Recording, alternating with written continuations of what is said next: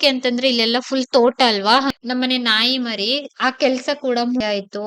ಇನ್ನ ಕೇಳ್ತೀರಿ ಅಣ್ಣಂಗೆ.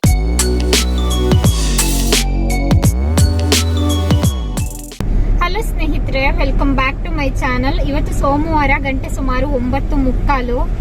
Video title ನೋಡ್ತಾ ಇದ್ದಾಗಲೇ ನಿಮ್ಗೆ ಗೊತ್ತಾಗಿರ್ತದೆ. ಬಹಳಷ್ಟು ಜನ ಕಾಯ್ತಾ ಇದ್ರಿ ಯಾವಾಗ ವಿದ್ಯಾ ಅವ್ರೆ ಅಮ್ಮನ ಮನೆಗೆ ಹೋಗ್ತೀರಿ ಅಂತ. ನಾನು ಕಾಯೋದಕ್ಕಿಂತ ಜಾಸ್ತಿ ನೀವೇ ಕಾಯ್ತಿರ್ತೀರಿ ಯಾವಾಗ ಹೋಗ್ತೀರಿ ಅಂತ. ಅಂತೂ ಇವತ್ತು ಹೊರಟಿದ್ದೀವಿ. ರೀಸನ್ ಇದೆ ಸ್ನೇಹಿತರೆ, ನೀವು ಮತ್ತೆ ಕೇಳಬಹುದು ಏನಕ್ಕೆ ಅಂತ.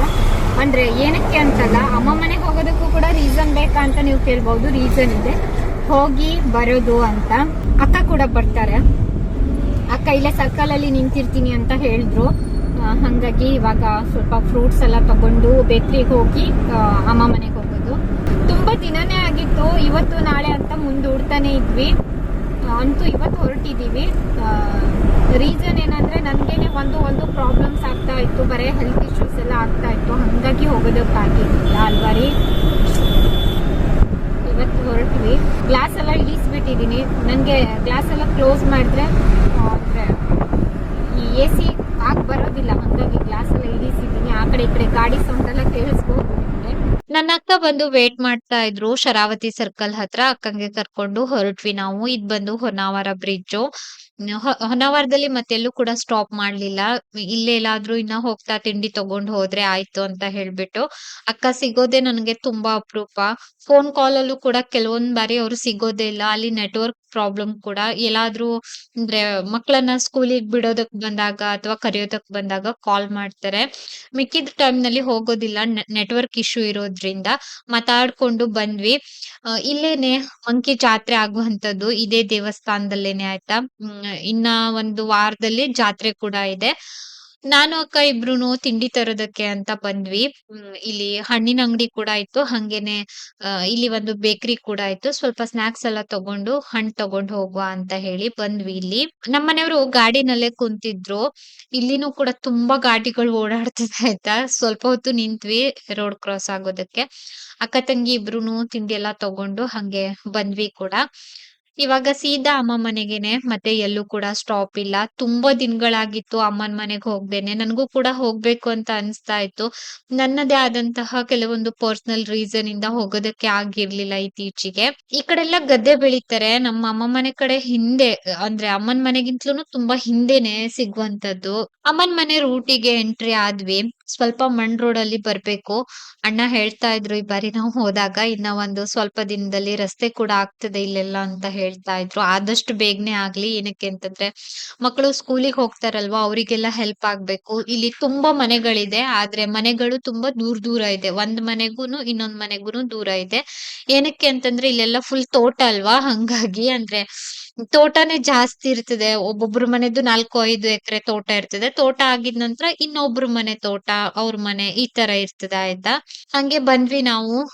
ತೋಟಕ್ಕೆ ಜಟ್ಟೆಲ್ಲ ಹಾಕಿಟ್ಟಿದ್ದಾರೆ. ಇವಾಗ ಬೇಸಿಗೆಗಾಲ ಆದ್ರಿಂದ ನೀರ್ ಹಾಕ್ಲೇಬೇಕು.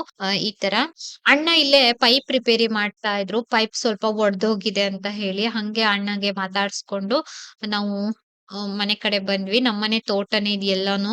ನಮ್ಮಮ್ಮ ಇತ್ತೀಚಿಗಂತೂ ಡೈಲಿ ಫೋನ್ ಮಾಡೋರು, ಯಾವಾಗ ಬರ್ತೀರಿ ಯಾವಾಗ ಬರ್ತೀರಿ ಅಂತ. ಅವ್ರಿಗೂನು ಕೂಡ ಅಂದ್ರೆ ನೆನ್ಪಾಗ್ತಾ ಇತ್ತು. ತುಂಬಾ ದಿನ ಆಗಿತ್ತಲ್ವಾ ನಾವು ಹೋಗ್ದೇನೆ. ಹಂಗಾಗಿ ಪ್ರತಿದಿನ ಕಾಲ್ ಮಾಡ್ತಾ ಇದ್ರು ಇತ್ತೀಚಿಗಂತೂನು, ಯಾವಾಗ ಬರ್ತೀರಿ ಯಾವಾಗ ಬರ್ತೀರಿ ಅಂತ. ಮಕ್ಳು ಇಬ್ರುನು ಇರ್ಲಿಲ್ಲ. ತೇಜಸ್ ಕೂಡ ಸ್ಕೂಲಿಗೆ ಹೋಗಿದ್ದ. ತನ್ವಿ ಅವ್ರ ಅಜ್ಜಿ ಮನೆಗ್ ಹೋಗಿದ್ದಾಳೆ. ಇನ್ನ ಅಕ್ಕ ಕೂಡ ಅವ್ರ ಮಕ್ಳನ್ನ ಕರ್ಕೊಂಡ್ ಬಂದಿರ್ಲಿಲ್ಲ. ಇಬ್ರು ಕೂಡ ಸ್ಕೂಲಿಗೆ ಹೋಗಿದ್ರು. ಸ್ಕೂಲಿಗೆ ಕಳ್ಸ್ಬಿಟ್ ಬಂದಿದ್ರು ಅಕ್ಕ. ಬಂದಿದ್ದೆ ನೀರೆಲ್ಲ ಕುಡ್ದು ಒಳಗಡೆ ನಿಂತಿದ್ವಿ. ನಮ್ಮ ಅತ್ತಿಗೆ ಟೀ ಮಾಡ್ತಾ ಇದ್ರು. ಹಂಗಾಗಿ ಅಮ್ಮ ಇಲ್ಲಿ ಹಸುಗೆ ಅಕ್ಕಚ್ ಕಾಯ್ಸೋದಕ್ಕೆ ಇಟ್ಟಿದ್ರು. ಟೀ ಎಲ್ಲ ಕುಡ್ದಿದ್ದಾಯ್ತು. ಹಂಗೆ ಇಲ್ಲೇ ನಿಂತ್ಕೊಂಡು ಸ್ವಲ್ಪ ಹೊತ್ತು ಮಾತಾಡಿದ್ದಾಯ್ತು. ನಮ್ ತನ್ವಿ ಪಕ್ಕದ ಮನೆಯಿಂದ ಒಂದು ಬೆಕ್ಕಿನ ಮರಿನ ತಂದ್ಕೊಂಡಿದ್ದಾಳೆ. ಅವಳಿಗೆ ತುಂಬಾ ಇಷ್ಟ ಅಂತೆ. ನಮ್ಮ ಅತ್ತಿಗೆ ಹೇಳ್ತಾ ಇದ್ರು. ಅಂದ್ರೆ ಮನೆಯಲ್ಲಿ ಇದ್ದಾಗೆಲ್ಲ ಎತ್ಕೊಂಡಿರ್ತಾಳೆ ತನ್ವಿ ಅಂತ ಹೇಳ್ತಾ ಇದ್ರು. ಅಡಕೆ ಎಲ್ಲ ಕುಯ್ದ್ಬಿಟ್ಟು ಅಂಗಳದಲ್ಲಿ ಒಣಗ್ಸಿದ್ದಾರೆ.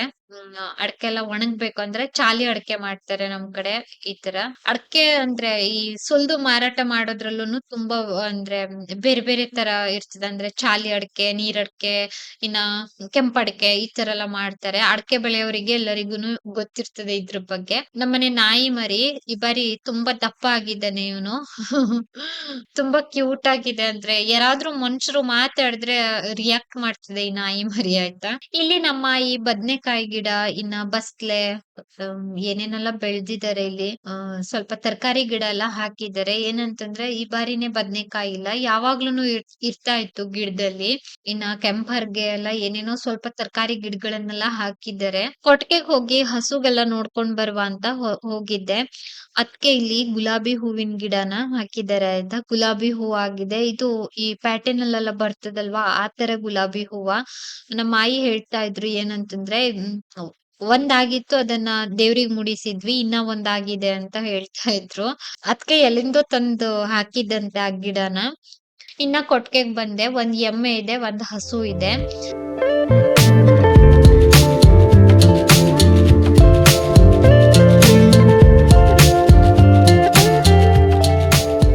ತೋಟಕ್ಕೆಲ್ಲ ಈ ತರ ಗೊಬ್ಬರ ಹಾಕಿದ್ದಾಗಿದೆ. ಅಡಕೆ ಮರನ ಬುಡಕ್ಕೆಲ್ಲಾನು. ಪ್ರತಿ ವರ್ಷನೂ ಕೂಡ ವರ್ಷಕ್ಕೊಮ್ಮೆ ಗೊಬ್ಬರ ಕಂಬಳ ಅಂತ ಮಾಡ್ತಾರೆ. ಈ ಕೊಟ್ಟಿಗೆಯಿಂದ ಗೊಬ್ಬರ ತೆಗ್ದಿದ್ದೆಲ್ಲ ಅಂದ್ರೆ ಒಂದ್ ಕಡೆ ಹಾಕಿಡ್ತಾರೆ ಆಯ್ತಾ. ಗೊಬ್ಬರ ಕುಳಿ ಅಂತ ಇರ್ತದೆ ನಮ್ ಕಡೆ, ಅದ್ರಲ್ಲಿ ಹಾಕಿಡ್ತಾರೆ. ವರ್ಷಕ್ಕೊಮ್ಮೆ ಒಂದು 20-22 ಜನರನ್ನ ಕರ್ಕೊಂಡು ಗೊಬ್ಬರ ಕಂಬಳ ಮಾಡುವಂತದ್ದು. ಅಂದ್ರೆ ಅಡಕೆ ಮರನ ಬುಡಕ್ಕೆಲ್ಲ ತಗೊಂಡು ಹೋಗ್ಬಿಟ್ಟು ಹಾಕ್ತಾರೆ. ಆ ಕೆಲ್ಸ ಕೂಡ ಮುಗ್ದಿದೆ. ಅಂದ್ರೆ ತುಂಬಾ ಕೆಲ್ಸಗಳಿರ್ತದೆ ಹಳ್ಳಿನಲ್ಲಿ. ಯಾವಾಗ್ಲೂನು ಕೂಡ ಅಂದ್ರೆ ಬ್ಯುಸಿಯಾಗೇ ಇರ್ತಾರೆ. ಟೈಮ್ ಸಿಗೋದಿಲ್ಲ. ಅಷ್ಟು ಕೆಲ್ಸ ಇರ್ತದೆ ಆಯ್ತಾ. ಊಟಕ್ ಹೋಗ್ಬೇಕಿತ್ತು. ಅಣ್ಣ ಕುತ್ಕೊಂಡಿದ್ರು. ನೀವ್ ಮತ್ತೆ ಕೇಳ್ತೀರಿ ಅಣ್ಣಗ್ ಯಾಕೆ ತೋರ್ಸಿಲ್ಲ ಅಂತ. ಅಣ್ಣ ಇಲ್ಲಿದ್ದಾರೆ. ನಮ್ ಅತ್ತೆ ಇವತ್ತು ಊಟಕ್ಕೆ ಮಿಕ್ಸ್ ವೆಜಿಟೇಬಲ್ ಸಾಂಬಾರ್ ಮಾಡಿದ್ರು. ಹಂಗೇನೆ ಬೀನ್ಸ್ ಪಲ್ಯ ಆಯ್ತು. ಇನ್ನ ಹೆಸರು ಕಾಳಿಂದು ಪಾಯಸ ಕೂಡ ಆಯ್ತು. ಕುಡಿಯೋದಕ್ಕೆ ರಾಗಿ ಗಂಜಿ ಕೂಡ ಇತ್ತು. ನಾವೆಲ್ಲರೂ ಕುತ್ಕೊಂಡು ಊಟ ಮಾಡ್ತಾ ಇದ್ವಿ. ನಮ್ಮನೆಯವ್ರದ್ದು ಮತ್ತೆ ಅಣ್ಣದು ಇಬ್ರದೂನು ಕೂಡ ಊಟ ಆಗಿತ್ತು.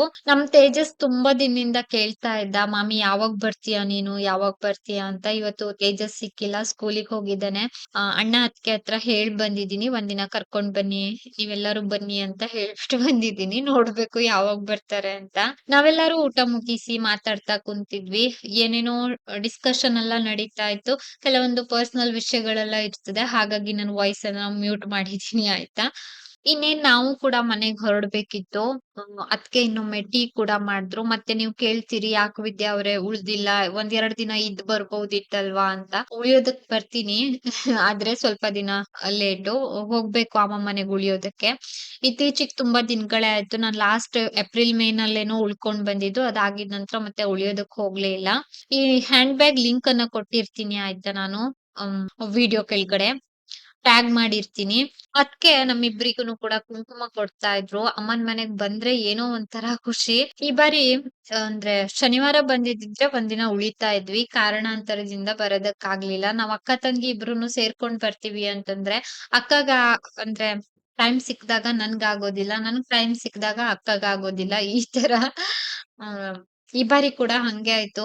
ಹಂಗೆ ಅನ್ಕೊಂಡ್ ಒಂದು 22 ದಿನ ಆಗಿತ್ತು ಇವತ್ ಹೋಗ್ಬೇಕ್, ನಾಳೆ ಹೋಗ್ಬೇಕಂತ. ಕೊನೆಗೂ ಇವತ್ತು ಬಂದಿದ್ವಿ. ಕುಂಕುಮ ಎಲ್ಲ ಕೊಟ್ರು ಅದ್ಕೆ. ಹಂಗೆ ಅದ್ಕೆ ಕೂಡ ಕುತ್ಕೊಂಡು ಸ್ವಲ್ಪ ಹೊತ್ತು ಮಾತಾಡ್ತಾ ಇದ್ರು. ನಮ್ಮಮ್ಮ ನಿಂತಲ್ಲಿ ನಿಂತಿರೋದಿಲ್ಲ ಆಯ್ತಾ. ಕುಂತಲ್ಲಿ ಕುಂತಿರೋದಿಲ್ಲ. ಏನಾದ್ರೂ ಕೆಲ್ಸ ಮಾಡ್ತಾ ಇರ್ತಾರೆ, ಓಡಾಡ್ತಾ ಇರ್ತಾರೆ. ಹಂಗಾಗಿ ಅಮ್ಮ ಇಲ್ಲ ಇಲ್ಲಿ ಕ್ಲಿಪಿಕ್ ಅಲ್ಲಿ. ಅವ್ರು ಓಡಾಡ್ತಾ ಇದ್ರು, ಏನೋ ಮಾಡ್ತಾ ಇದ್ರು. ಅಂದ್ರೆ ನಂಗೆ ಸ್ವಲ್ಪ ಸಾಂಬಾರೆಲ್ಲ ಹಾಕೊಡ್ತಾ ಇದ್ರು. ಮತ್ ಮನೆಗ್ ಹೋಗಿ ಏನ್ ಸಾರ್ ಮಾಡೋದು ಅಂತ ಇಲ್ಲೇ ಅಣ್ಣನ್ ಜೊತೆ ಮಾತಾಡ್ತಾ ನಿಂತಿದ್ದೆ. ನನ್ಗೆ ಕೆಲವೊಂದ್ ಸಾರಿ ಅನ್ಸ್ತದೆ ಯಾವಾಗ್ಲೂನು, ಅಂದ್ರೆ ಅಣ್ಣ, ಅಕ್ಕ ಎಲ್ಲ ಇರ್ಬೇಕಲ್ವಾ. ಅಂದ್ರೆ ಏನೋ ಒಂಥರ ಖುಷಿ ಸ್ನೇಹಿತರೆ. ಅದನ್ನ ಮತ್ತೆ ಎಕ್ಸ್‌ಪ್ಲೇನ್ ಮಾಡೋದಕ್ ಆಗೋದಿಲ್ಲ, ಇರ್ಬೇಕು ಅಂತ. ಹಳ್ಳಿ ಜೀವನಾನೇ ಏನೋ ಒಂಥರ ಚಂದ. ಅದನ್ನ ಮತ್ತೆ ವರ್ಣಿಸೋದಕ್ಕೂ ಸಾಧ್ಯ ಇಲ್ಲ. ಈ ಬದುಕೇ ಚಂದ. ಏನೋ ಒಂಥರ ಖುಷಿ. ಹಾಗೆ ಎಲ್ಲರಿಗೂನು ಅಂದ್ರೆ ಬರ್ತೀವಿ ಅಂತ ಹೇಳಿ ಹೊರಟ್ವಿ. ಅದ್ಕೆ ಅಮ್ಮ ರಸ್ತೆವರೆಗೂನು ಬಂದಿದ್ರು.